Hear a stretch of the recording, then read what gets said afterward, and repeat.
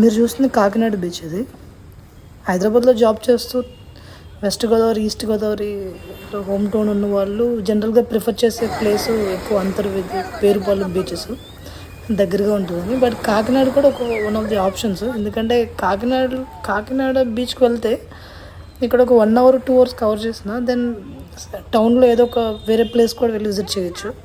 అదే అంతర్వేది, పేరుపాలెం అయితే only beach cover చేసుకుని రావడం ఉంటుంది. అక్కడ వేరే చూడడం కూడా వేరే ఏమి ఉండవు.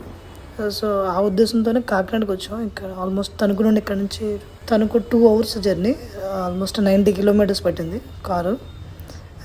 ఎక్కువ హైవే లేదు, సో లోకల్లో తిరిగేది ఎక్కువ, సో ఎక్కువ టైం పట్టింది.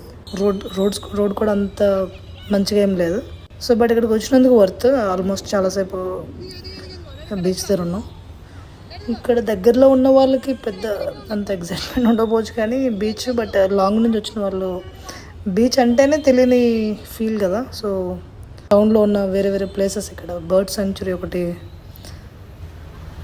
ఇంకా వేరే వేరే ప్లేసెస్ ఏమైనా ఉంటే కవర్ చేయాలి.